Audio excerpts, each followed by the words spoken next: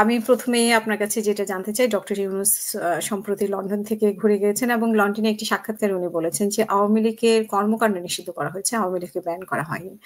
তো এই বিষয়ে আপনার কাছে শুনতে চাই যে আওয়ামী লীগের এত নেতাকর্মী, লক্ষ লক্ষ নেতাকর্মী এবং সমর্থক আছে কোটি কোটি, কিন্তু সেখানে আওয়ামী লীগের কর্মকাণ্ড নিষিদ্ধর বিষয়টিকে আপনি কিভাবে দেখছেন? প্রথমত, আওয়ামী লীগকে নিষিদ্ধ করলে কি আওয়ামী লীগ নিষিদ্ধ হয়ে যায়? আওয়ামী লীগ একটা গণমানুষের দল, এটি কোনো ভুইফুর সংগঠন নয়। গণমানুষ থেকে উঠে এসছে, গড়ে উঠেছে আওয়ামী লীগ। আমাদের দেশের, আমাদের জাতির সমস্ত আন্দোলন সংগ্রাম, স্বাধিকার আদায়ের আন্দোলন থেকে শুরু করে স্বাধীনতা সংগ্রাম, স্বাধীনতা যুদ্ধে আওয়ামী লীগ নেতৃত্ব দিয়েছে জাতির পিতা বঙ্গবন্ধু শেখ মুজিবুর রহমানের নেতৃত্বে। এবং স্বাধীনতার পরে যতগুলো নির্বাচন হয়েছে যদি বিশ্লেষণ করেন, সংসদ নির্বাচন এবং সবগুলো যদি গড় করেন, তাহলে আপনি দেখতে পাবেন আওয়ামী লীগের সমর্থক সংখ্যা হচ্ছে পার্সেন্টেজ ওয়াইজ, আওয়ামী লীগের সমর্থক দেশের 40 থেকে 50% মানুষ। 2008 আমরা 50%-এরও বেশি, প্রায় 60%-এর কাছাকাছি ভোট পেয়েছিলাম। বাংলাদেশে আজকে যদি মানুষকে জিজ্ঞেস করেন, অনলাইনে নানা জরিপ দেখেন, আমি অনলাইনের জরিপের উপর ভিত্তি করে বলছি না, আজকে যদি জিজ্ঞেস করেন একেবারে সাধারণ মানুষ থেকে শুরু করে গৃহিণী থেকে শুরু করে ছাত্র, সবাই বলবে যে আগেই ভালো ছিল, শেখ হাসিনাই ভালো ছিল, এই কথা সবাই বলবে। কিন্তু আপনি 2008-এর কথা বলছেন, কিন্তু 2014, 18, 24-এর নির্বাচনের কথা বলছেন না। কিন্তু সেখানে তো আরো বেশি পার্সেন্টেজ হয়েছে। তো আমি সেখানে তো পার্সেন্টেজ আরো বেশি, সেই জন্য 2008-এ যেহেতু সব রাজনৈতিক দল অংশগ্রহণ করেছে, 2018-তেও সব রাজনৈতিক দল অংশগ্রহণ করেছে। কিন্তু সেই নির্বাচন নিয়ে যেহেতু অনেক প্রশ্ন আছে, 2008-এর নির্বাচন নিয়ে তো প্রশ্ন নাই, সেই জন্যই আমি 2008-এর নির্বাচনের রেফারেন্স দিচ্ছি। তো এইরকম একটা দল, যেই দল দেশের প্রায় 50% মানুষের সমর্থন এনজয় করে এই দলের প্রতি, এমনকি এখন আওয়ামী লীগের অ্যাপ্রুভাল রেট বা শেখ হাসিনার অ্যাপ্রুভাল রেট অনেক হাই, সেটি 70-80%। সেই দলের কর্মকাণ্ড নিষিদ্ধ করা আর দল তো কর্মকাণ্ডের মাধ্যমে বাঁচে, তো এইটির মধ্যে খুব একটা পার্থক্য নেই। এটি আসলে মানুষের কণ্ঠরোধ করে রাখা ছাড়া অন্য কোনো কিছু নয়, এবং এটি মানুষের গণতান্ত্রিক অধিকার হরণ, মানুষের কণ্ঠরোধ, ফ্রিডম অফ স্পিচের উপর আঘাত এবং গণতান্ত্রিক ব্যবস্থার উপর আঘাত, সবকিছুর উপর আঘাত এবং মানবাধিকারের উপর আঘাত। তো এটি আসলে, বাট আওয়ামী লীগকে কর্মকাণ্ড নিষিদ্ধ করে আওয়ামী লীগের কর্মকাণ্ড কখনো দমিয়ে রাখা যাবে না। আওয়ামী লীগের কি কর্মকাণ্ড বাংলাদেশে বন্ধ আছে নাকি অন্য কোথাও বন্ধ আছে? আওয়ামী লীগের কর্মকাণ্ড চলছে। বাংলাদেশে তো আমরা দেখতে পাচ্ছি না, আমরা শুধু লন্ডনে দেখলাম যে ডেমনস্ট্রেশন করতে। বাংলাদেশে ডেমনস্ট্রেশন হয়, সেগুলো পত্রিকায় লিখতে দেওয়া হয় না, সেগুলো টেলিভিশনে প্রচার করতে দেওয়া হয় না। এবং আজকে গণমাধ্যমের স্বাধীনতা, আপনি যদি, আমি তো গণমাধ্যম বিষয়ক মন্ত্রী ছিলাম 5 বছর, দলের প্রচার সম্পাদক ছিলাম 7 বছর, এবং আজকে গণমাধ্যমের স্বাধীনতার দিকে একটু তাকান, আপনি তাকিয়ে দেখেন কয়শো সাংবাদিক আজকে গ্রেপ্তার, কত শত সাংবাদিকের বিরুদ্ধে হত্যা মামলা বা হত্যা চেষ্টা মামলা, এবং বিদেশে ছিল তার বিরুদ্ধে হত্যা মামলা, হত্যা চেষ্টা মামলা। এবং আজকে সাংবাদিকদের যে সমস্ত সংগঠন, আন্তর্জাতিক সংগঠন, সিপিজে থেকে শুরু করে নানা সংগঠনগুলো বলছে পৃথিবীর সবচাইতে যে 10টি দেশ সাংবাদিকদের জন্য ঝুঁকিপূর্ণ বা সাংবাদিকতা যেখানে ঝুঁকিপূর্ণ, সেখানে বাংলাদেশ একটি। সেখানে তো কোনো কিছু প্রচার করতে দেওয়া হয় না। আমাদের চরিত্র হনন করার জন্য নানা ধরনের সংবাদ প্রচার করা হয়েছে, পুশ করে সংবাদ প্রচার করা হয়েছে। প্রথম চেষ্টা ছিল কয়েক মাস হচ্ছে আওয়ামী লীগের নেতাদের চরিত্র হনন, তাদেরকে দুর্নীতিবাজ বাড়ানো, চরিত্র হনন। আমরা প্রতিবাদ দিয়েছি, সেই প্রতিবাদ ছাড়বে না। আমি তো দলের প্রচার সম্পাদক, গণমাধ্যম তথ্য সম্প্রচার মন্ত্রী থাকার কারণে সাংবাদিকদের সাথে ব্যাপক আমার সম্পর্ক আছে, এবং সেটি শুধু সেই কারণে নয়, আমি দীর্ঘদিন ধরে, আমি যখন ছাত্রলীগের একেবারে কলেজের শাখার সাধারণ সম্পাদক, তখন থেকে আমি প্রেস রিলিজ লিখি এবং গণমাধ্যমে দিয়ে আসতাম। তখন তো ফ্যাক্স ছিল না, তখন ইমেল ছিল না, তখন গিয়ে দিয়ে আসতে হতো। সংবাদকর্মীর মতো কাজ করেছে। সুতরাং আমার সাথে দীর্ঘ 40, 45, 46 বছরের একটা সম্পর্ক আছে গণমাধ্যমের সাথে। তো তারা কিন্তু গণমাধ্যমের কথা যদি আসে, তাহলে তো বলে যে 15 বছরে অনেকেই কথা বলতে পারেনি। আমি যারা তো এখন কথা বলতে পারছে, আবার অনেকে এখন কথা বলতে পারছে না, মানে স্বাধীনভাবে নিউজ প্রকাশ করতে পারছে না, সেরকমও তো একটু বলি। তো তাদের বক্তব্য হচ্ছে যখন আমরা রিজয়েন্ডার দিয়েছি তা তখন বললো যে আমাদের রিজয়েন্ডার ছাপাতে নিষেধ আছে, পারবো না। আমাদের সময় কেমন ঘটেছে, রিজয়েন্ডার দিলে রিজয়েন্ডার পত্রিকা ছাপায় নাই বা সরকার থেকে নিষেধ করা হয়েছে। আমি যখন তথ্য সম্প্রচার মন্ত্রী ছিলাম তখন আমার বিরুদ্ধে পত্রিকা নিউজ করতো, টেলিভিশনও নিউজ হয়েছে। এখন তথ্য সম্প্রচার মন্ত্রী বা কোনো মন্ত্রীর বিরুদ্ধে, উপদেষ্টার বিরুদ্ধে নিউজ, উপদেষ্টাকে প্রশ্ন করেছে, সেই জন্য সাংবাদিকের চাকরি চলে গেছে। এটি বাংলাদেশের ইতিহাসে কখনো ঘটেছে কি? এমনকি পাকিস্তান আমলে, আইয়ুব খানের আমলেও কি ঘটেছে যে ক্ষমতাসীন কাউকে প্রশ্ন করার কারণে তার চাকরি চলে গেছে? এবং এইভাবে সাংবাদিকদেরকে গণহারে হত্যা মামলা দেওয়া, গ্রেপ্তার করা, এটি কি আমাদের দেশে কখনো ঘটেছে? কখনো ঘটেনি। কিন্তু আপনি তথ্য মন্ত্রণালয়ে ছিলেন বা আপনি অনেক মানে পরে পররাষ্ট্র মন্ত্রণালয়ে ছিলেন, কিন্তু বলা হয় যে টকশোতে যারা যেত, টকশোর বক্তারা, তাদেরকে টেলিভিশনের পক্ষ থেকে নির্দিষ্ট একটা টাইম বলে দেওয়া হতো, যারা বিপক্ষে বলতো, মানে আওয়ামী লীগ সরকারের বিপক্ষে যখন কথা বলতো, এবং তাদের লিমিটেশন থাকতো। তো সেই জায়গাটা থেকে অনেকে মুক্তি পেয়েছে, টকশোতে এখন সেই পজিশনে পড়তে হয় না, এমনটা অনেকে বলছেন। সেই বিষয়ে আপনি কি বলবেন? প্রথমত টকশোতে যেভাবে আওয়ামী লীগের বিরুদ্ধে, টকশো তো বলাই হতো শুধু আওয়ামী লীগের বিরুদ্ধে, আওয়ামী লীগের পক্ষে তো খুবই কম। আওয়ামী লীগের পক্ষে হয়তো 20%, যখন আওয়ামী লীগ ক্ষমতায় ছিল তখনকার কথা বলছি। আর 80% হচ্ছে সরকারের বিরুদ্ধে বা এস্টাবলিশমেন্টের বিরুদ্ধে বলা হতো। আর এখন যারা এই গল্পগুলো বলছে তারা বর্তমান সরকারের আনুকূল্য পাওয়ার জন্য বা তাদের সাথে সম্পর্ক আপনার ঠিক রাখার জন্য, অথবা তাদের উপর যাতে খড়গ নেমে না আসে, সেই জন্য এই সমস্ত কথাগুলো বলছে বেশিরভাগ ক্ষেত্রে। যে আপনি নির্বাচনের প্রসঙ্গে একটি কথা বলেছিলেন যে পার্সেন্টেজ অনেক হাই ছিল 2024, 18 বা 14, তো আপনারা মানে এক ধরনের নিজেরাই নির্বাচনের মতো অবস্থা। তো সেইখানে পার্সেন্টেজ হাই বলছেন, কিন্তু আবার বলছেন যে নির্বাচনটা ঠিক মতো মানে সব দলের অংশগ্রহণে হয়নি। আমি আপনাকে শুধু একটা উদাহরণ দিই। আপনি 79 এর ইলেকশন সম্পর্কে হয়তো আপনার ধারণা নাই, 79 এ হয়তো আপনার জন্ম হয়েছে কিনা আমি জানি না। তখন আমি কলেজ ছাত্রলীগের সাধারণ সম্পাদক, এবং তখন আমি প্রথম ভোটার হই, তার আগে ভোটার হয়েছি। তো এখন 79 এর ইলেকশনে যখন আওয়ামী লীগের সবচেয়ে, বঙ্গবন্ধুর হত্যাকাণ্ডের পর আওয়ামী লীগের কর্মকাণ্ড 77 সালে শুরু হয়, এরপরে 76 সালে শুরু হয় সীমিত আকারে, তারপর 77 সালে। তো তখন আওয়ামী লীগের সবচেয়ে নাজুক অবস্থা, সেই নাজুক অবস্থার মধ্যেও আওয়ামী লীগ ভোটের পার্সেন্টেজে প্রায় 35% ভোট পেয়েছিল এই দল। আপনি ইতিহাস যদি দেখেন, সেটি হচ্ছে আওয়ামী লীগের ভোট প্রাপ্তির সর্বনিম্ন হার। সেই দলকে আপনি কর্মকাণ্ড নিষিদ্ধ করবেন, যেই দলের নেতৃত্বে দেশটাই স্বাধীন হয়েছে। আজকে আজকে যে আমরা বাংলাদেশ পরিচয় দিচ্ছি, এই দেশটাই কিন্তু স্বাধীনতা সংগ্রামে নেতৃত্ব দিয়েছে বাংলাদেশ আওয়ামী লীগ। এটা আমি একটু বিশ্লেষণ করে বলি। যখন 71 সালে কিন্তু একটি সরকার ছিল, যেটিকে মুজিবনগর সরকার বলা হয়, যেটি বাংলাদেশের প্রথম সরকার।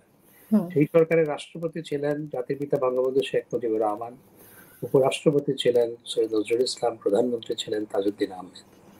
তাদের নেতৃত্বে সরকার ছিল। সেই সরকারে, আমরা মুক্তিযুদ্ধের সেক্টর কমান্ডারের কথা বলি না, সেই সরকারেই কিন্তু মুক্তিযুদ্ধের সমস্ত সেক্টর কমান্ডারদের নিয়োগ দিয়েছিল। প্রত্যেক সেক্টর কমান্ডার 400 টাকা করে ভাতা পেত সেই সরকারের কাছ থেকে। এবং দেশ 16 ডিসেম্বর স্বাধীনতা অর্জনের পর সেই সরকার যুদ্ধকালীন সময়ে কলকাতায় স্টেশন ছিল, সেই সরকারেই এসে কিন্তু দেশ পরিচালনা শুরু করেছিল, কারণ সেই সরকারই স্বাধীনতা যুদ্ধে নেতৃত্ব দিয়েছিল। এবং আওয়ামী লীগেই ম্যান্ডেট পেয়েছিল দেশ পরিচালনার 70 নির্বাচনে। সুতরাং যেই দলের নেতৃত্বে দেশের স্বাধীনতা এসেছে, যেই দল এই দেশের স্বাধীনতা সংগ্রামে নেতৃত্ব দিয়েছে, আপনি সেই দলের কর্মকাণ্ড নিষিদ্ধ করে দিলেন। নিষিদ্ধের প্রসঙ্গ তো এসেছে জুলাই আন্দোলনের বিষয়টি নিয়ে। তো সেখানে আপনাদের কি কোনো ভুল ছিল না? আপনি কি সেটা দাবি করবেন? আমি প্রত্যেক সরকারেরই ভুল থাকে। কোন সরকার পৃথিবীতে আজ থেকে 500 বছর আগ পর্যন্ত কিংবা আজ থেকে 500 বছর পর পর্যন্ত একেবারে নির্ভুল কাজ করতে পারে না বা পারেনি, কারণ প্রত্যেক সরকারেরই ভুল থাকে। আমাদেরও নানা ভুল ছিল সরকার পরিচালনা করার ক্ষেত্রে। কিন্তু এই ভুল ভ্রান্তির মধ্য দিয়েও যেটি সত্য, সেটি হচ্ছে বাংলাদেশ স্বল্পোন্নত দেশ থেকে মধ্যম আয়ের দেশে উন্নীত হয়েছে। বাংলাদেশ $80 বিলিয়ন অর্থনীতি থেকে সেটি প্রায় $500 বিলিয়ন অর্থনীতিতে উপনীত হয়েছে। বাংলাদেশের মানুষের পার ক্যাপিটা ইনকাম $500 থেকে সেটি প্রায় $3000 উন্নীত হয়েছে। দারিদ্র্য 41% থেকে সেটি 18% নেমে এসছে। অতি দারিদ্র্য 22% থেকে 5% নেমে এসছে। এই ভুলভ্রান্তির মধ্যে সেখানে আপনি দুর্নীতির বিষয়টা কি বলবেন? আসছে একটি একটি বলি আমি। এবং এবং হ্যাঁ, সবসময় দুর্নীতি ছিল, আমাদের সরকারের সময়ে দুর্নীতি ছিল না তা নয়। মার্কিন যুক্তরাষ্ট্রেও দুর্নীতি আছে, যুক্তরাজ্যেও দুর্নীতি আছে, এবং প্রত্যেক দেশেই কম বেশি দুর্নীতি আছে। স্ক্যান্ডিনেভিয়ান কান্ট্রিগুলোতে একটু কম আছে, কিন্তু সব দেশেই কম বেশি দুর্নীতি আছে। আমাদের সময় যে দুর্নীতি ছিল না তা নয়, কিন্তু দুর্নীতির অপরাধে আমাদের এমপিরা জেলে গেছে আমরা সরকারে থাকাকালীন। আমাদের এমপিদের বিরুদ্ধে মামলা হয়েছে। হ্যাঁ, আমরা সরকারে থাকাকালীন দুর্নীতি দমন কমিশন স্বাধীনভাবে কাজ করত। সুতরাং দুর্নীতি ছিল, হ্যাঁ, সেটা হয়তো আমরা আরো বেশি একটু লাগাম টেনে ধরতে পারতাম। মাননীয় প্রধানমন্ত্রীর প্রচেষ্টা সবসময় ছিল, কিন্তু প্রধানমন্ত্রী একার পক্ষে সবকিছু করা সম্ভবপর না। সুতরাং ছিল। এবং আজকের কথা শুনুন, আজকে একজন এপিএস এর মাত্র 6 মাসে কি আমরা কাহিনী শুনছি, আর অন্যান্য কাহিনীগুলো কি শুনছি। আমরা তো প্রায় 16 বছর ক্ষমতায় ছিলাম, 16.5 বছর, 16.5 বছরের একটু বেশি। মাত্র 6 মাসে যা ঘটেছে সেটির সাথে 16 বছর, 16.5 বছরের একটু তুলনা করুন। তো দুর্নীতি যে ছিল না তা নয়। তবে আমাদের যে জুলাই আগস্টের যে আন্দোলন, সেখানে আমাদের কি ভুল ছিল? অবশ্যই আমাদের ভুল ছিল। আমি মনে করি যে শুরুতেই যদি ছাত্রদের সাথে আমরা আলোচনা করে বিষয়টিকে পুরোপুরিভাবে আদালতের উপরে ছেড়ে না দিয়ে ছাত্রদের সাথে আলোচনা করে সমাধান হতো, তাহলে যারা কুচক্রী ছিল, যাদের রাজনৈতিক উদ্দেশ্য ছিল, যারা ছাত্রদেরকে রাজনৈতিক উদ্দেশ্যে ব্যবহার করেছে, তারা সেই সুযোগটি পেত না। এটি অবশ্যই আমাদের ভুল ছিল। তো সেখানে আপনি কি মনে করেন যে আপনাদের সেই কারণে ক্ষমা চাওয়া উচিত? মানে জুলাই আগস্টে যা ঘটেছে, এতজনের প্রাণ গেল, এখনো হসপিটালে পড়ে আছে। যাদের বাচ্চারা মারা গিয়েছে তারা এখনো কান্নাকাটি করে, আমাদের সাথে লাইভে আসে। তো আমি প্রচন্ড কষ্টের বিষয়। আমি এ ব্যাপারে একটু বিশ্লেষণ করি। এখন ছাত্রদের ঘরের মধ্যে আপনার সাইলেন্সার ফিট করা, ওই যে আপনার দূরবীন ফিট করা অস্ত্র পাওয়া যাচ্ছে, যে অস্ত্র জুলাই আগস্টে ব্যবহার ছাত্রদের বাড়িতে এই সরকারই উদ্ধার করছে, সেনাবাহিনী উদ্ধার করছে। এবং আজকে যে মৃত্যুর প্রথমে বলা হলো যে 200 জনের মতো মারা গেছে, তারপর বলে 400 জন, তারপর দেখলাম 800 জন, তারপর বলে 1400 জন, তারপর বলে 2000 জন, কোনো তালিকা নাই। এবং অনেক জুলাই আগস্টের শহীদ এখন আবার সশরীরে ফেরত এসছে, প্রায় শখানিক যাদেরকে শহীদ বলা হয়েছিল প্রায় তারা ফেরত এসছে। এবং আপনি সামাজিক যোগাযোগ মাধ্যমে অনেক ভিডিও দেখবেন, যে ভিডিওতে তারা বলছে যে এমনকি কেন আজকে উপদেষ্টাদের মধ্যেও কেউ কেউ স্বীকার করেছে যে তখন একটি চক্রান্ত হয়েছে এবং এই সরকার হটানোর জন্য এই ঘটনাগুলো ঘটানো হয়েছে। উপদেষ্টাদের মধ্যে দু একজন বলেছে। এবং স্বরাষ্ট্র উপদেষ্টা আপনার ব্রিগেডিয়ার সাখাওয়াত সাহেব, তিনি বলেছিলেন, তিনি যখন স্বরাষ্ট্র উপদেষ্টা ছিলেন, যে এই যে মানুষ যে মারা গেছে যেগুলিতে, সেইগুলি তো পুলিশের হাতে নেই, এইগুলি কোত্থেকে আসলো? এটি বলার 2 দিনের বা 3 দিনের মাথায় তাকে সরিয়ে দেওয়া হলো। তা আসলে ঘটনা কে ঘটিয়েছে? এবং জামাতের আমির সাহেব বলেছেন যে বিএনপির সাথে বাহাসের সময় যে আমি কিন্তু সব ফাঁস করে দিব। তো এই যে ঘটনাগুলো ঘটেছে বা এই হত্যাকাণ্ডগুলো ঘটেছে, এবং আরেকজন সমন্বয়ক স্বীকার করেছে, আমরা যদি মেট্রো রেল না পোড়াতাম, আমরা যদি পুলিশের উপর হামলা না চালাতাম, আমরা যদি পুলিশ স্টেশন না পোড়াতাম, আমরা যদি বিটিভি না পোড়াতাম, তাহলে তো সরকারের পতন হতো না। এগুলো তো তারা নিজেরাই স্বীকার করছে। তো জুলাই আগস্টে, এবং মাননীয় প্রধান উপদেষ্টা, ডিউ রেসপেক্ট, তার প্রতি ডিউ রেসপেক্ট রেখে আমি বলতে চাই, তিনি আমেরিকায় গিয়ে বলেছেন মেটিকুলাস ডিজাইনের মাধ্যমে এগুলো করা। তো আসলে দায়টা কার? It's a big $1 million question. সুতরাং হ্যাঁ, এখানে সরকারের দায়, অবশ্যই সরকারের দায় আছে। সেটা হচ্ছে যখন এই মেট্রো রেল পোড়ানো হচ্ছে, আপনি কতগুলো পুলিশ মারা গেছে, আপনি তো নারী, একজন নারী পুলিশ, সে প্রেগনেন্ট, সে প্রাণ ভিক্ষা চেয়েছে, প্রাণ ভিক্ষা চেয়েছে যে আমার পেটে বাচ্চা, আমাকে মেরো না, তাকে মেরে ফেলা হয়েছে। পুলিশকে ধরে নিয়ে পিটিয়ে মেরে ঝুলিয়ে রাখা হয়েছে লাশ। আমাদের নেতা কর্মীদের আপনার অনেককেই পিটিয়ে ঝুলিয়ে রাখা হয়েছে রংপুরে, গাজীপুরে, বিভিন্ন জায়গায় পিটিয়ে। আজ বাংলাদেশের যে কোনো সভ্য সমাজে কোনো একটি কুকুরকেও যদি কেউ পিটিয়ে মারে, মানুষ কিন্তু প্রতিবাদ করে। এবং বাংলাদেশে জুলাই আগস্টে আমাদের নেতা কর্মীদের এবং পুলিশকে পিটিয়ে মেরে লাশ ঝুলিয়ে রাখা হয়েছে। এই যে বিভৎসটা, এটা তো আমরা আফগানিস্তানে দেখেছি। কারা এই ঘটনাগুলো ঘটিয়েছে এবং কারা মেটিকুলাস ডিজাইন করেছে, আজকে তো আস্তে আস্তে কথাগুলো ফাঁস হচ্ছে। আমাদের ব্যর্থতা হচ্ছে, আমাদের ব্যর্থতা হচ্ছে আমরা সেই ষড়যন্ত্র শনাক্ত করতে পারিনি, আমরা সেই ষড়যন্ত্রকে মোকাবেলা করতে পারিনি, এবং সময় মতো আমরা ছাত্রদের সাথে বসে জিনিসটা সমাধান করতে পারিনি। আর এখানে আমার একটি প্রশ্ন, যে যেখানে সরকার কোটা বাতিল করেছিল, সেখানে হাইকোর্টের একটা বেঞ্চ কেন স্বপ্রণোদিত হয়ে আপনার একটা আপিলের প্রেক্ষিতে, অবশ্য একটি পিটিশনের প্রেক্ষিতে করেছে, তো কেন তারা এই কোটা পদ্ধতি বাতিলের রায় দিল? আমার তো মনে হয় ষড়যন্ত্রের সাথে তারাও যুক্ত ছিল, যে এই ধরনের আনরেস্ট করার জন্য তারাও যুক্ত ছিল। আপনি যে কথাগুলো বলেছেন, যে আপনি যেটা দেখেছেন বা শুনছেন, এখন শুনছেন জুলাইয়ের আন্দোলনকে নিয়ে ঘিরে, কিন্তু আমরা তো এটাও দেখেছি স্বরাষ্ট্র মন্ত্রীকে বলতে, একজন পুলিশ কর্মকর্তা বলছেন যে একটা মারলে একটা যায়, বাকিটা যায় না। তো উনি তো এটা শুনছিলেন, এই চিত্র তো আমরা দেখেছি। তো সেটা কি বর্ণনা দেবেন? দেখুন, পুলিশ যখন আক্রান্ত হয়েছে, আপনি যখন আক্রান্ত হন, তখন আপনার কিন্তু সেলফ ডিফেন্সের অধিকার আছে আইন অনুযায়ী, বাংলাদেশের আইন অনুযায়ী, ইউকের আইন অনুযায়ী, যে কোনো দেশের আইন অনুযায়ী। আপনাকে কেউ যদি মারতে আসে, আপনি আত্মরক্ষার্থে আপনি কিন্তু প্রতিপক্ষকে আক্রমণ করতে পারেন। পুলিশ সেই ক্ষেত্রে যখন আক্রান্ত হয়েছে, যখন রাষ্ট্র আক্রান্ত হয়েছে, রাষ্ট্রীয় সম্পত্তি আক্রান্ত হয়েছে, পুলিশ নিজে আক্রান্ত হয়েছে, তখন পুলিশকে ব্যবস্থা গ্রহণ করতে হয়েছে। তখন কি পুলিশ মানে গুলি চালানোর জন্য অনুমতি দেওয়া হয়েছে, এবং সে একটা গুলি করলে যতদূর জানি মাননীয় প্রধানমন্ত্রী সবসময় গুলি চালানোর বিপক্ষে ছিল, আমি জেনে বলছি, সবসময় এই বল প্রয়োগের বিপক্ষে। কিন্তু 5ই আগস্টে তো আমরা জানি যে সেনাপ্রধান রাজি হয়নি দেখেই ওনাকেও রিকোয়েস্ট করা হয়েছিল। এগুলো গল্প, এগুলো আপনি কোত্থেকে শুনেছেন? সেনাপ্রধান আপনাকে বলেছে না কে বলেছে? এই যে গল্পগুলো ছড়িয়ে দেওয়া হয়, তো মাননীয় প্রধানমন্ত্রী তো চাইলে ক্ষমতায় থাকতে পারতো, আরো বল প্রয়োগ করে ক্ষমতায় থাকতে পারতো। তিনি যদি ডাক দিত আওয়ামী লীগের সমস্ত নেতা কর্মীদের, তোমরা ঢাকায় আসো, গণভবনের চারপাশে আসো, আসতো না? অবশ্যই আসতো।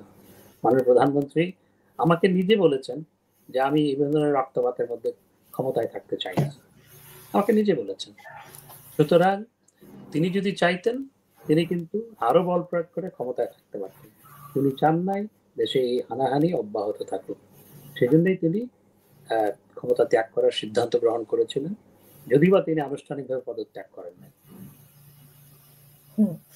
পদত্যাগ করেননি বলতে, যেটা আমরা মাঝখানে শুনেছি যে পদত্যাগ পত্র নেই বা সাইন করেননি, সেই বিষয়টি কি আপনি বলছেন নাকি উনি? না, তিনি যে পদত্যাগ করেছেন সেটি অর্থাৎ অডিও অর লিখিত কোনো কিছু তো নাই। এটা তো মাননীয় মহামান্য রাষ্ট্রপতিও বলেছেন যে তার কাছে কোনো লিখিত ডকুমেন্ট নেই। আপনার কি মনে হয় যে আগামী নির্বাচনের কথা বলা হচ্ছে, আলোচনা হচ্ছে যে ফেব্রুয়ারিতে নির্বাচন হবে, এই নির্বাচনে আওয়ামী লীগের কোনো সুযোগ আছে কিনা? যদিও এখানে বলা হচ্ছে যে বিচার এবং সংস্কারের কথাটা উল্লেখ আছে, তো বিচার শেষ না হওয়া পর্যন্ত আওয়ামী লীগের কর্মকাণ্ড নিষিদ্ধ। সেই প্রেক্ষাপটে নির্বাচনের বিষয়ে আওয়ামী লীগের কি ভাবছেন, বা কি আমাদের প্রধান উপদেষ্টাও কয়েকদিন আগে বলেছিলেন যে আওয়ামী লীগকে সিদ্ধান্ত নিতে হবে তারা নির্বাচনে আসবে কি আসবে না। তো সমস্ত প্রেক্ষাপট মিলে আপনি কি বলবেন নির্বাচনের বিষয়ে, আগামী নির্বাচনে? দেখুন, প্রথমত ফেব্রুয়ারিতে নির্বাচন করার ঘোষণা এখনো সরকার দেয়নি, কিন্তু সরকার এখনো পর্যন্ত সরকারের পক্ষ থেকে যে ঘোষণা আছে সেটা হচ্ছে এপ্রিলের প্রথমার্ধে নির্বাচন হবে। এবং এখানে বিএনপির ভারপ্রাপ্ত মহাসচিবের সাথে লন্ডনে বিএনপির ভারপ্রাপ্ত চেয়ারম্যানের সাথে বৈঠক করে যেটি বলা হয়েছে, যদি এই হয় তাহলে ফেব্রুয়ারির প্রথমার্ধে নির্বাচন হতে পারে, সেই কথা বলেছে। সেটি বলে যাওয়ার পর কিন্তু এখনো পর্যন্ত সরকারের পক্ষ থেকে সেটি সপক্ষে কোনো কিছু বলা হয়নি। সুতরাং আমি প্রচন্ডভাবে সন্দিহান আসলে ফেব্রুয়ারিতে কোনো নির্বাচন আদৌ হতে যাচ্ছে কিনা, এটি একটি প্রথম। সেখানে যৌথ বিবৃতিতে যেটা বলা হয়েছে, যৌথ বিবৃতিতে বলা হয়েছে যে বিচার যদি হয়, এই সংস্কার যদি হয় এবং সবকিছু অনুকূলে থাকে, আরো precondition, there are many conditions, and এই কন্ডিশনগুলো যদি ফুলফিল হয় তাহলে ফেব্রুয়ারির প্রথমার্ধে নির্বাচন করা যেতে পারে। হবে এটা বলা হয়নি, করা যেতে পারে। কিন্তু সেই ঘোষণা দেওয়ার পর তারপর কিন্তু গিয়ে এখনো পর্যন্ত সরকারের পক্ষ থেকে কিছুই বলা হয়নি। তো আমি মনে করি যে সরকারের আসলে সেই সময় নির্বাচন দেওয়ার কতটুকু ইচ্ছা আছে, that is a big question প্রথমত। আর বিএনপি যেটি সন্দেহ করছে সেটা এপ্রিল মাস হচ্ছে নির্বাচনের জন্য কখনো উপযোগী সময় নয়। তো কেন এপ্রিল মাসকে বেছে নেওয়া হলো? 28শে এপ্রিল ঘূর্ণিঝড় হয়েছিল, আপনার মনে আছে? 91 সালে মনে আছে, এরকম পরিস্থিতি থাকে। শেষ করে নিই, আপনার প্রশ্নের উত্তর কিন্তু আমি দেইনি এখনো। তো সরি, এই কারণে একটু এখন এবং এই নির্বাচন, যে নির্বাচনে যদি নির্বাচন হয়, আওয়ামী লীগকে বাদ দিয়ে কোনো নির্বাচন হলে সেটিতে কখনো গ্রহণযোগ্য হবে না। যেই দলের পক্ষে প্রায় 50% মানুষ, যেই দলকে কোটি কোটি মানুষ যে দলকে সমর্থন করে, যেই দল দেশের স্বাধীনতা সংগ্রামে নেতৃত্ব দিয়েছে, সেটিকে বাদ দিয়ে যদি কোনো নির্বাচন হয়, সে নির্বাচন প্রথমত জাতীয় এবং আন্তর্জাতিকভাবে গ্রহণযোগ্য হবে না। দ্বিতীয়ত, সেই নির্বাচনের মাধ্যমে কোনো সরকার গঠিত হলো সেটির স্থিতিশীলতা নিয়ে সবসময় প্রশ্ন থাকবে, দেশের স্থিতিশীলতা নিয়ে সবসময় প্রশ্ন থাকবে। সুতরাং তবে আজকের প্রেক্ষাপটে আওয়ামী লীগকে তো নির্বাচনে অংশগ্রহণ করার কোনো সুযোগ নেই। আর আওয়ামী লীগের প্রতি যে পরিমাণ হোস্টাইল আচরণ, প্রথমত আওয়ামী লীগের কর্মকাণ্ড নিষিদ্ধ করা হয়েছে। আর আওয়ামী লীগকে যদি হাত পা বেঁধে বলা হয় পুকুরে ঝাঁপ দাও, তাহলে তো আওয়ামী লীগ সেই ক্ষেত্রে পুকুরে ঝাঁপ দিতে পারে না, সেটিও মাথায় রাখতে হবে। সুতরাং আমি মনে করি যে দেশে নির্বাচন হলে সব দলের অংশগ্রহণে একটি গ্রহণযোগ্য নির্বাচন হওয়া প্রয়োজন। আর সেটি করতে হলে পরে আজকের যে এই প্রশাসন, সে সবার জন্য সমান আচরণ করেন। আজকে দেশ যে প্রশাসন চালাচ্ছে, সেই প্রশাসনকে এখন সবাই সন্দেহের চোখে দেখছে। বিএনপি সন্দেহের চোখে দেখছে, আওয়ামী লীগের প্রতি তারা প্রচন্ড হোস্টাইল, আওয়ামী লীগকে তো তারা প্রতিপক্ষ ভাবছে বা আওয়ামী লীগের কর্মকাণ্ড নিষিদ্ধ করেছে। বিএনপি তাদেরকে বিশ্বাস করে না, এখন এনসিপির মধ্যে বিশ্বাস করে না, আবার জামাতও প্রশ্ন রাখে, এবং সবার আজকে সন্দেহের তীর তাদের দিকে। সুতরাং এই পরিস্থিতিতে এই সরকারের পক্ষে আদৌ নির্বাচন করা বা গ্রহণযোগ্য একটি নির্বাচন করা তো কোনোভাবেই সম্ভবপর নয়। আদৌ নির্বাচন করা কতটুকু সম্ভব সেটি আমি জানি। জাতিসংঘের আবাসিক প্রতিনিধি উনি যেটা বলেছেন, অংশগ্রহণমূলক বলতে ওনারা বোঝাচ্ছেন যে জনগণের অংশগ্রহণ, মানে সব দলের অংশগ্রহণ না। তিনি সেটি ঠিক সেভাবে বলেননি। এটি নিয়ে প্রচন্ড সমালোচনা হয়েছে এবং উইদিন ইউএন অলসো তার এই বক্তব্যের জন্য, আমি যতদূর জানি, আমি যেহেতু দেশের পররাষ্ট্র ছিলাম, উইদিন ইউএন এই নিয়ে সমালোচনা হয়েছে, এরপরে তিনি চুপসে গেছেন। আরেকটি বিষয় যেটা নিয়ে আওয়ামী লীগের নিষিদ্ধ নিয়ে প্রশ্ন উঠেছিল বা একটা আন্দোলন হয়েছিল, সেখানে আব্দুল হামিদের চলে যাওয়া। কিন্তু এই নিয়ে আব্দুল হামিদ চলে গিয়েছেন, এটা নিয়ে প্রচন্ড ক্ষোভ প্রকাশ হলো বিভিন্ন মহল থেকে। আবার উনি এবং ওই সূত্র ধরেই কিন্তু আন্দোলনটা হয়েছিল এবং আওয়ামী লীগের কর্মকাণ্ড নিষিদ্ধ করা হয়েছে। আবার কিন্তু আব্দুল হামিদ চলে আসলেন। তো এই বিষয়টাকে আপনি কিভাবে দেখছেন? জনাব আব্দুল হামিদ সাহেব, মহামান্য প্রাক্তন রাষ্ট্রপতি, তিনি কিন্তু চলে যাওয়ার জন্য যাননি। তিনি হাসপাতালে চিকিৎসাধীন ছিলেন।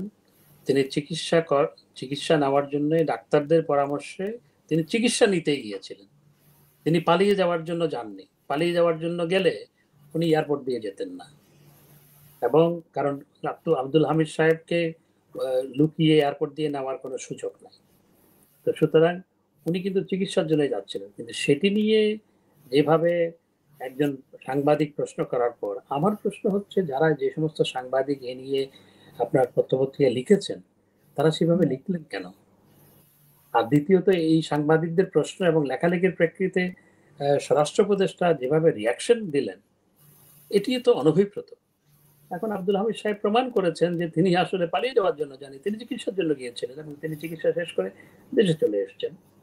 তো এই ধরনের আসলে কোন একটা হুজুগ তুলে দেওয়া এবং একজন মানুষ, ইনোসেন্ট মানুষকে প্রশ্নবিদ্ধ করা, এগুলো সমীচীন নয়। যেগুলো দেশে আজকে হচ্ছে এটি আসলে আমাদের দেশের জন্য কখনো কাম্য নয়, আমাদের সমাজের জন্য কখনো কাম্য নয়। নিশ্চয়ই আপনিও মনে করেন যে আজকে যে প্রতিটি মানুষ অস্বস্তির মধ্যে আছে, যন্ত্রণার মধ্যে আছে, অনিশ্চয়তার মধ্যে আছে, যেটি আমাদের দেশের জন্য সমাজের সত্যি পালিয়ে যাওয়ার প্রসঙ্গে যেহেতু এসেছে আপনার কাছে একটু প্রশ্ন করতে চাই যে আসলে পালিয়েও অনেকে গিয়েছেন। কেউ সীমান্ত দিয়ে গিয়েছেন, কেউ প্লেনে গিয়েছেন।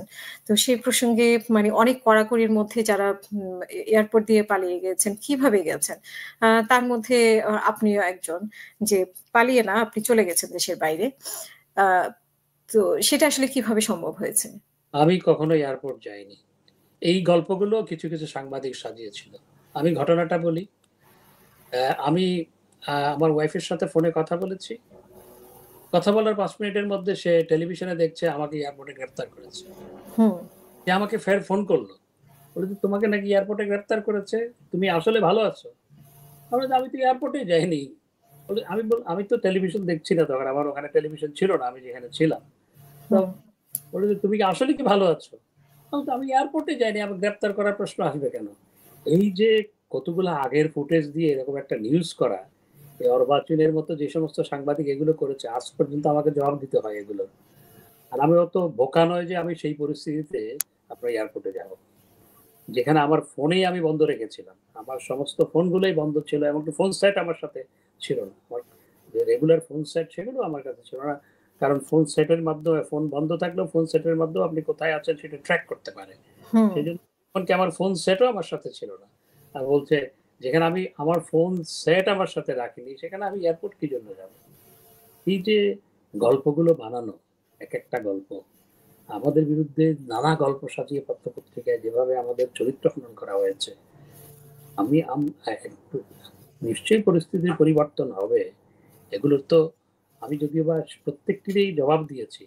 কিন্তু এইভাবে একজন রাজনীতিবিদের আপনার চরিত্র হনন হচ্ছে রাজনীতিবিদকে হত্যা করা। এবং যেভাবে এগুলো করা হয়েছে শুধু আমার বিরুদ্ধে নয়, অনেকের বিরুদ্ধেই বেশিরভাগের ক্ষেত্রেই করা হচ্ছে, এটি আসলে সমীচীন নয়। এবং এই ক্ষেত্রে কিছু সাংবাদিক বাধ্য হয়ে এগুলো লিখতে বাধ্য হচ্ছেন। আবার কেউ, কেউ এগুলোকে আপনার গড্ডালিকা প্রবাহে গা ভাসিয়ে দিয়েও সেগুলো করছেন। এটি সমীচীন নয়। এবং আপনাকে আমার যে এয়ারপোর্টে যাওয়া সেটি বাংলাদেশের শীর্ষ আপনার টেলিভিশন চ্যানেলগুলো দেখিয়েছে। আমি পরে শুনেছি। আমি হুম, হুম, এখনো হুম। করতে হয়। জুনায়েদ আহমেদ পলক এবং আপনি একসাথে মানে উনি জুনায়েদ পরে অ্যারেস্ট হয়েছেন, আপনি হন নাই। এরকম ব্যাপারটা এসেছিল। আমি কখনো ওখানে যাইনি। These are all মানে ৫ই fake আগস্টের পরে আপনি দেশেই ছিলেন, না আশা দেশের বাইরে? সপ্তাহ দেশে ছিলাম। ১ সপ্তাহ দেশে ছিলেন। কয়েক সপ্তাহ। কয়েক সপ্তাহ। আচ্ছা। তার মানে কি আপনি সেপ্টেম্বরে এসে বাইরে সেপ্টেম্বরে বা অক্টোবরের দিকে আমি প্রায় মাসখানেক পরে দেশে এসেছি। দেশের বাইরে গেছেন। আচ্ছা, চরিত্র হনন মানে রাজনীতিকদের চরিত্র হনন এভাবে করা হয় যেটা আপনি বলছিলেন। আপনি আপনার নিজস্ব বক্তব্যে অনেক ক্ষেত্রেই বলেছিলেন যে তারেক রহমান পলাতক। তারপরে খালেদা জিয়াকে নিয়েও বিভিন্ন কথা বলতেন। তো সেটাকে আপনি কিভাবে মানে আ বলবেন? দেখুন এখন আমাদের আপনি নিজেও তো দেশের বাইরে আছেন। দেখুন আমাদের একটা পার্টি লাইন আপ ছিল। আমি যেহেতু প্রচার সম্পাদক ছিলাম এবং আমি যেহেতু তথ্য সম্প্রচার মন্ত্রী ছিলাম, আমি পার্টির বিকল্প মুখপাত্র হিসেবে কাজ করতাম। আমাকে তো পার্টি লাইন আপে কথা বলতে হতো। শুধু আমি এইটুকু বললাম যে পার্টি লাইন আপে আমাকে কথা বলতে হবে। পার্টির একটা লাইন আপ থাকে কি বলতে হবে, হ্যাঁ? এবং কখন কোনটা বলতে হবে সেটা একটা লাইন আপ থাকে, একটা ইনস্ট্রাকশন থাকে। সুতরাং আমাকে সেই লাইনে সবসময় এখনো মির্জা ফখরুল ইসলাম আলমগীর সাহেবকেও পার্টি লাইন আপের বাইরেতে গিয়ে উনি কিছু বলতে পারেন না। আর অন্যরা যারা কথা বলেন বিএনপির পক্ষে তারাও তো পার্টি লাইন আপের বাইরে গিয়ে কোনো কিছু বলতে পারেন না। তাদেরকে বলতে হয়। তা আপনার কি মনে হয় যে আসলে এগুলো রাজনৈতিক যে কালচারটা চলছে এটা একটা ভুল? মানে এভাবে আমি বলা যে রাজ নিজেদেরও তো সেরকম পরিস্থিতি হয়। আমি মনে করি যে দেশে একটা আমাদের যে রাজনৈতিক কালচার এটির পরিবর্তন হওয়া দরকার। এবং হুম, এখন যে রাজনৈতিক কালচার আপনি আওয়ামী লীগ করলে বিএনপির বিয়ে অনুষ্ঠান, মেজবান অনুষ্ঠানে যেতে পারবেন না। আপনি আওয়ামী লীগ করলে বা বিএনপি করলে আপনি আওয়ামী লীগের সাথে মিশতে পারবেন না। এটি তো হওয়া অনুচিত। হুম, আমরা সবাই রাজনীতি করব, একে অপরের বিরুদ্ধে কথা বলব, একে অপরের বিরুদ্ধে যুক্তিতর্ক দিয়ে কথা বলব। দিন শেষে আমরা সামাজিক জীব, আমরা সমাজবদ্ধ হয়ে থাকবো। এটি হওয়া উচিত। হুম। এই যে আপনার কি মনে হয় যে এরকম মানে তারেক রহমান, খালেদা জিয়া সম্পর্কে আপনার অতিরিক্ত বলা হয়ে গেছিল, যেগুলো এখন দেখুন, এই প্রসঙ্গে এখন যেতে চাই না। আমি যেটা মনে করি যে আমাদের এমন ভাবে দেশের রাজনীতিটা হওয়া প্রয়োজন, সেটি হচ্ছে আমরা একে অপরের সমালোচনা করব, কিন্তু দিন শেষে আমরা একে অপরের সাথে আমাদের উঠা বসা থাকবে, চা খাবো। এটি হওয়া উচিত। এটি ছিল আগে রাজনীতিতে, যেটি রাজনীতি থেকে হারিয়ে, সেটি আমি মনে করি যে আবার রাজনীতিতে ফিরিয়ে আনা প্রয়োজন। আপনাকে একটা বিয়ের অনুষ্ঠানে দেখা গেছে, কিন্তু সেই অনুষ্ঠান দেখে নেতাকর্মী, যেহেতু আওয়ামী লীগের নেতাকর্মীরা আমাদের মানে অতিথি হয়ে আসতেন সব সময়, তাদের সাথে আমাদের একটা কানেকশন, আমি যদিও এটা অনেকেই ভালোভাবে নেয় না এখন আর, তারপরেও আমাদের সাথে কানেকশন আছে। তো তারা একটা ক্ষোভ প্রকাশ করেছে। তো সেই ক্ষোভটাকে আপনি কিভাবে, যে তারা মনে করে যে আপনারা অনেক ভালো আছেন দেশের বাইরে, আনন্দ ফুর্তি করছেন, কিন্তু তারা কষ্ট আছে, তারা খেতে পাচ্ছে না, তারা চলাফেরা করতে পারছে না, তারা মামলা যারা খেয়েছে তারা মামলা সামলাতে পারছে না, এরকম অনেক দূর অবস্থা। তো সেই অবস্থাটাকে আপনি কিভাবে বর্ণনা করবেন? আমাদের নেতাকর্মীরা অবশ্যই অবর্ণনীয় দুর্দশার মধ্যে আছে। আমরা নেতাকর্মীদের নিয়মিত খোঁজ খবর নেই, আর খোঁজ খবর নেওয়াটা তো সবাইকে বলে বা টেলিভিশনে বিজ্ঞাপন দিয়ে বা পত্রিকায় বা সামাজিক যোগাযোগ মাধ্যমে প্রচার করে তো খোঁজ খবর নিতে হয় না। খোঁজ খবর আমরা সবসময় নিয়েছি। আমাদের কাছে আমার পরিবারের চেয়েও আমাদের নেতাকর্মীরা হচ্ছে আমাদের মূল পরিবার। আমরা যারা রাজনীতি করি, আমরা যারা তৃণমূল থেকে রাজনীতি করে এসেছি, পিছনের সারির কর্মী থেকে শুরু করে তারপর আজকে রাজনীতির এই পর্যায়ে এসেছি, আমাদের কাছে দলটাই পরিবার। নিজের পরিবারের চেয়েও দলটাই হচ্ছে মুখ্য আমাদের কাছে সবসময়, এবং এটি আমার পরিবারও জানে। আমার ছেলে মেয়েরা আমাকে কখনো, তারা আজকে 24 বছর বয়স হয়েছে বড় বড় বড় সন্তানের, তারা আমাকে কখনো পায়নি। সুতরাং আপনি যে বিয়ের অনুষ্ঠানের কথা বলছেন, সেটি আমাদের দলের ইউকের দলের সাধারণ সম্পাদকের ছেলের বিয়ে। ফারুক ভাই ছেলের বিয়ে, সেখানে প্রায় 1000 দলের নেতাকর্মী গেছে, দলের 1000 নেতাকর্মী গেছে। আমি প্রথমে বিয়ের অনুষ্ঠানে যেতে চাইনি। আমি বললাম যে বিয়ের অনুষ্ঠানে গেলে ছবি তুলবে, মানুষ ছবি তুলে সেটা আপলোড করবে, নানা জনে নানা মন্তব্য করবে, আমি যেতে চাইনি। ফারুক ভাই অর্থাৎ আমাদের দলের সাধারণ সম্পাদক, তিনি আমাকে বহুবার ফোন করেছেন। শেষমেশ উনি যাওয়ার জন্য আমার জন্য লোক পাঠিয়েছেন, গাড়ি পাঠিয়েছেন। এরপর আমি ব্যারিস্টার রিজুম সহ কয়েকজনের সাথে আলাপ করলাম যে আমি তো যেতে চাইনি, কিন্তু ফারুক ভাই তো এরকম আমাকে যাওয়ার জন্য বলছেন। তখন বলল যে সবাই যাচ্ছে, অর্থাৎ লন্ডনে যারা আছে সবাই যাচ্ছে, এবং আমি তারপর গেছি। এবং আমি মনে করি সেটি একটি দলের কর্মীদের মিলন মেলা ছিল। এবং সেখানে গিয়ে আমি যেটা দেখেছি, যারা সেখানে যায়নি তারা তো জানে না, আমি বাংলাদেশের মন্ত্রী থাকাকালীন কোনো বিয়ের অনুষ্ঠানে গেলে যেভাবে দাঁড়াতে পারতাম না, ছবি তোলার জন্য যেভাবে চারপাশে ঘিরে ধরতো, আমি সেখানে কয়েক ঘন্টা ছিলাম, প্রতিটা মুহূর্ত তাই ছিল। কমপক্ষে 600-700 মানুষ আমার সাথে ছবি তুলেছে। তো সেটি আমার দলের একটা দলের সাধারণ সম্পাদকের ছেলের বিয়ের অনুষ্ঠানে গেছি। তো সেটি তো কোনো অপরাধ বলে আমি মনে করি, এবং সেটি অনেক জোরাজুরি করার পর গেছি, সেটি তো কোনো অপরাধ নয়। তাহলে কি বিদেশে এসে আমি লুকিয়ে মুখ লুকিয়ে কেউ না দেখে মতো বসে থাকবো নাকি? আমরা তো সেটা করা উচিত না। তো তারেক রহমান কি বিয়ের অনুষ্ঠানে যায় না, তাদের সামাজিক অনুষ্ঠানে যায় না, বা বিএনপির নেতারা গত 15 বছর যারা বিদেশ ছিল তারা অনুষ্ঠানে যায়নি? বা সুতরাং কারো কোনো বিয়ের অনুষ্ঠানে যাওয়া সেটি কোনোভাবেই অপরাধ নয়। তারপরেও আমি যেতে চাইনি। আমি যখন গিয়েছি আমি দেখলাম যে সেখানে সমস্ত নেতাকর্মীরা যাচ্ছে। আমি না গেলে বরং সেটি আমার একটা অপরাধ হবে যে সমস্ত নেতারা যাচ্ছে, কর্মীরা যাচ্ছে, পার্টির সবাই যাচ্ছে। তো আমি না গেলে বরং আমার উপর একটা ব্লেম আসবে যে সবাই গেছে আমি যাইনি। এবং আমাকে এও বলা হলো যে সেখানে সব নেতা কর্মীরা, এবং সেখানে শুধুমাত্র লন্ডনের নয়, সেখানে ইউরোপের বিভিন্ন দেশ থেকে আমাদের নেতারা এসছে, ইউকের বিভিন্ন শাখা থেকে নেতারা এসছে, সবার সাথে আমরা দেখা হয়েছে, বৈঠক হয়েছে। আমাকে বললো যে সবার সাথে দেখা হবে, কথা বলার সুযোগ হবে, আপনি দলের 1 নম্বর জয়েন্ট সেক্রেটারি, সুতরাং আপনি না আসলে তো এটা হয় না। সুতরাং সেই জন্যই যাওয়া হয়েছে। আর যারা এগুলো লিখেছে সামাজিক যোগাযোগ মাধ্যমে, কেউ কেউ 2-1 উস্কে দিয়েছে, তারপর ওটার সাথে গড্ডা লিখে প্রবাহে। এটার তো জবাব আমার মনে হয় আমাদের নেতা কর্মীরা সঠিকভাবে দিয়েছে, এবং ব্যারিস্টার নিজুমকে দেখেছি আমি একটা সুন্দরভাবে সেটা একটা জবাব দিয়ে দেবো। সে বলেছে যে আমি ডক্টর হাসান ভাইকে আমি পার্সু করেছি নিয়ে যাওয়ার জন্য, বাট ইটস ফ্যাক্ট। আমি আরেকটা নিউজ নিশ্চয়ই আপনাদের চোখে পড়েছে যে আওয়ামী লীগের আজকে এই অবস্থার জন্য আপনাদের ৪-৫ জনকে দায়ী করা হয়। তার মধ্যে আপনি এবং জনাব ওবায়দুল কাদেরকে দায়ী করা হয় বিশেষভাবে। তো এই এই ব্যাপারে আপনার কি মতামত? পার্টির হায়ারার্কি যেহেতু আমরা আছি, যেহেতু কাদের ভাই জেনারেল সেক্রেটারি, আমি জয়েন্ট জেনারেল সেক্রেটারি, তারপর বা অন্যান্য যারা আছেন যে প্রেসিডেন্ট মেম্বার বা অন্যান্য যারা আছে যাদের নামে বলা হয়, এটা পার্টির হায়ারার্কির কারণে বলা হয়। অবশ্যই পার্টির বিপর্যয়ের জন্য তো আমাদের সবাইকেই আমরা আসলে পার্টির যখন বিপর্যয় হচ্ছে, আমরা যখন বিপর্যস্ত, এটি তো এজ এ হোল পার্টির দায়। অবশ্যই সেটা তো দায় আমাদের উপর বর্তাবে, এটা খুবই স্বাভাবিক। কিন্তু এটি আমি তো বলেছি যে আমাদের অনেক কিছু ভুল ছিল, কিন্তু যেভাবে ওই পিন পয়েন্ট করে অমুক অমুক অমুক this is absolutely wrong and bogus. Pinpoint করে যেটি বলা হয়। আর আমার কথা বলি, আমি তো পররাষ্ট্রমন্ত্রী ছিলাম। আমি পররাষ্ট্রমন্ত্রী হিসেবে জুলাই আগস্টের বেশিরভাগ সময় ছিলাম বিদেশে। আমি আবার বলছি, জুলাই আগস্টের বেশিরভাগ সময় আমি বিদেশে ছিলাম। আমি লন্ডন থেকে গেছি 2 তারিখ রাত্রে ফ্লাইটে, 3 তারিখ সন্ধ্যায় আমি দেশে গিয়ে পৌঁছেছি। আমি ওই সময়টা, অর্থাৎ যখন দ্রুত পরিস্থিতি পাল্টাচ্ছিল, তখন পুরো সময়টাই কিন্তু আমি বেশিরভাগ সময় বিদেশে ছিলাম। অর্থাৎ 10 দিন বিদেশে, 4-5 দিন দেশে।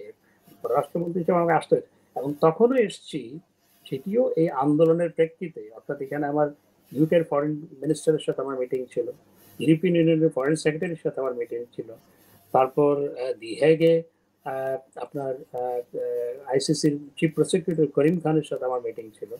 যেগুলো জুলাই আন্দোলন কেন্দ্রিক বিষয়গুলো ব্রিফ করার জন্যই আমি এসেছিলাম। এবং একই সাথে অ্যাপোস্টাইল কনভেনশন, সেটি জুলাই 31শে জুলাই আমি সাইন করেছি। আজকে বাংলাদেশের প্রতি বছর 500-700 কোটি টাকা সাশ্রয় হবে মানুষের।